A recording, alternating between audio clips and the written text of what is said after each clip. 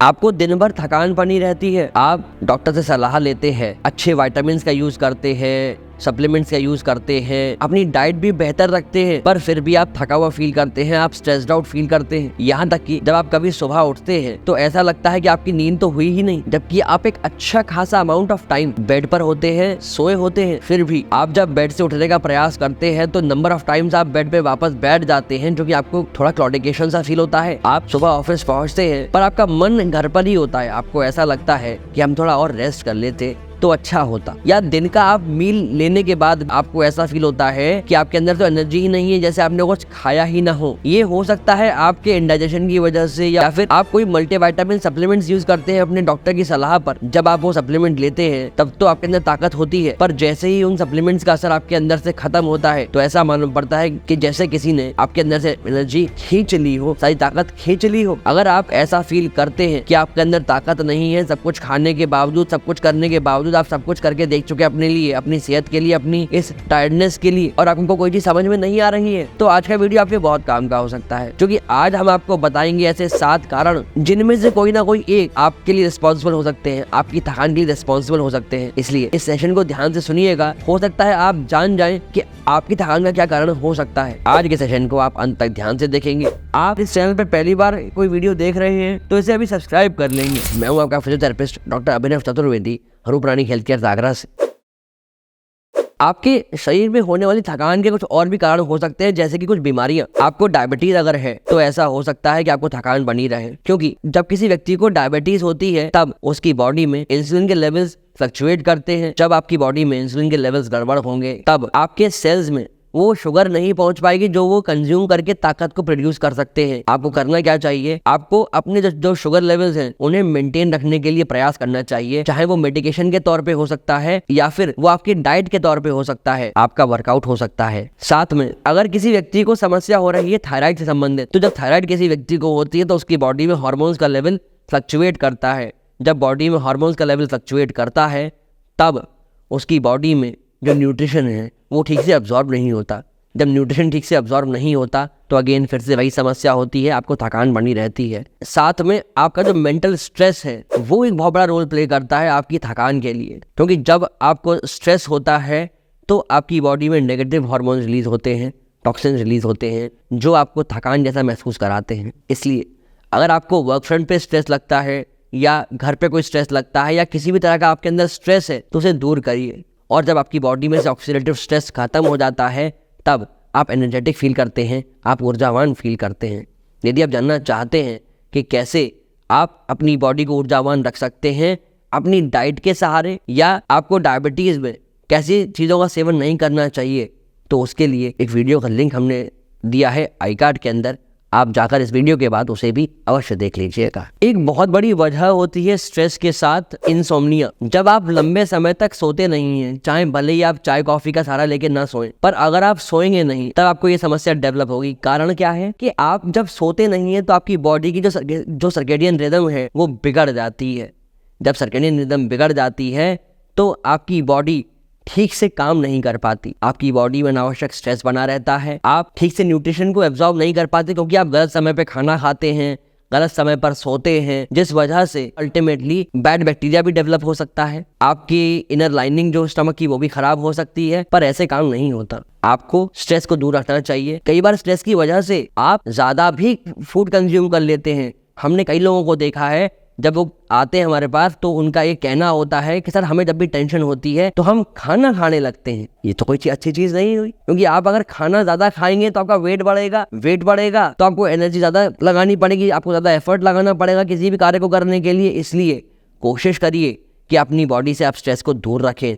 वो physical stress हो सकता है, वो मेंटल स्ट्रेस हो सकता है, वो साइकोलॉजिकल स्ट्रेस हो सकता है। आपके शरीर में होने वाली थकान के कुछ और भी कारण हो सकते हैं, जैसे अनहेल्दी फूड। एग्जाम्पल के तौर पर आप पैकेज्ड फूड का यूज करते हैं जो कि कई दिनों से आपके यहाँ स्टोर्ड होता है, आपके फ्रीजर में पड़ा रहता है, और आप उसे दोबारा पका के सेवन करते हैं। ये सारे जो पैकेज्ड फूड है ये टेस्ट में तो बड़े अच्छे लगते हैं क्योंकि इनके अंदर एडेड फ्लेवर्स होते हैं, एडेड शुगर होती है और एडेड प्रिजर्वेटिव्स होते हैं, जिसकी वजह से ये स्वादिष्ट तो बहुत लगते हैं, आपकी जीभ को बहुत पैलेटेबल लगते हैं, पर क्या इनके अंदर एनर्जी होती है? नहीं। आजकल कुछ प्रोसेस्ड फूड लैब में ऐसे तैयार किए जा रहे हैं जिनका टेस्ट आपको पैलेटेबल लगेगा, आपकी जीभ को बड़ा अच्छा लगेगा, आपके मस्तिष्क को अच्छे लगेंगे, पर इनके अंदर न्यूट्रिशन की बड़ी भारी कमी होती है। इनके अंदर न्यूट्रिशन न होने की वजह से आपके मस्तिष्क को ये तो लगता है कि आपने भोजन किया है, पर आपको एनर्जी नहीं मिलती जो मिलनी चाहिए। एग्जाम्पल के तौर पर प्लांट बेस्ड मीट आजकल प्रिपेयर होता है, जो वीगन मीट कहा जाता है। आपको उसका टेस्ट तो रिजेंबल करेगा मीट की तरह से, पर उसके अंदर एनर्जी नहीं होगी। आपको अगर सेवन करना ही है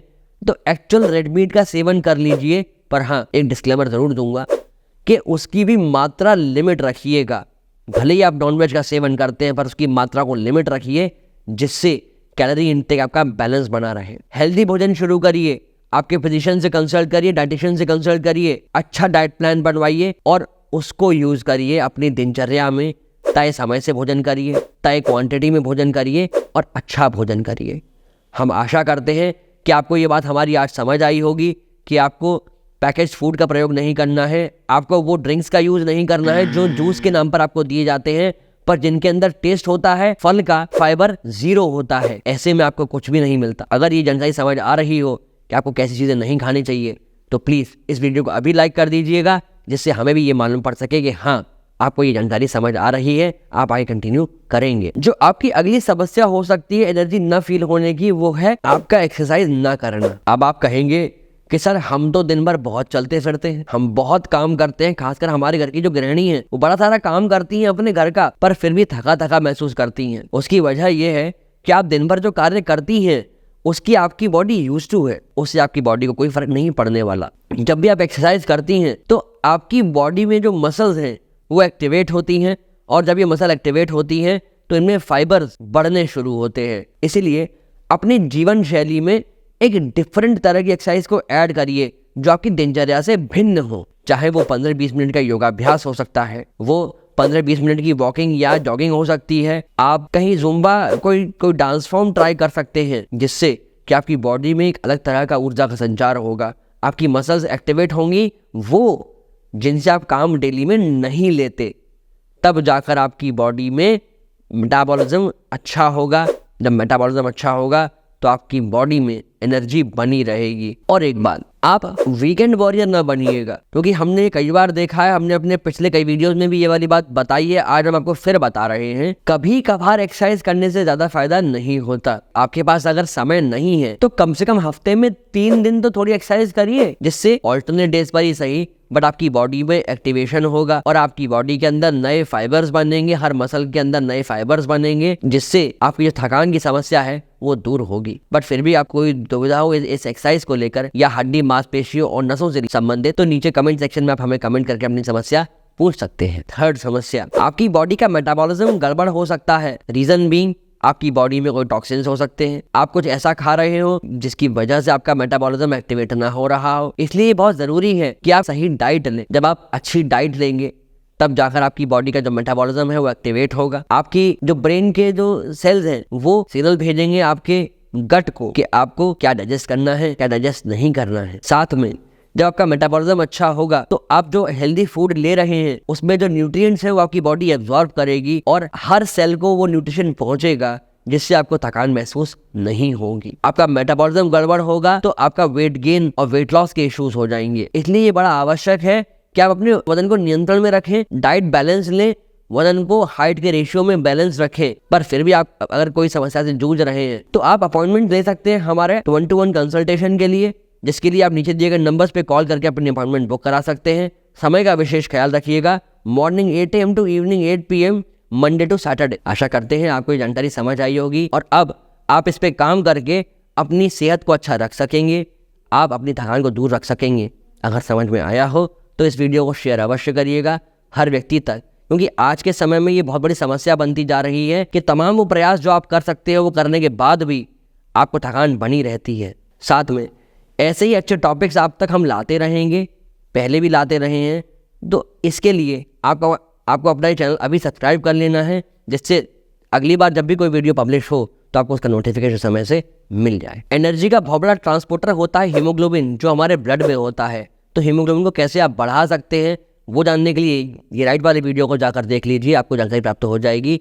और अपनी एनर्जी को बूस्ट करने के लिए मॉर्निंग में क्या अच्छा ब्रेकफास्ट आपको लेना चाहिए वो जानने के लिए ये लेफ्ट वाली वीडियो को जाकर देख लीजिए। मॉर्निंग ब्रेकफास्ट के बारे में आप अच्छे से जान सकेंगे। धन्यवाद।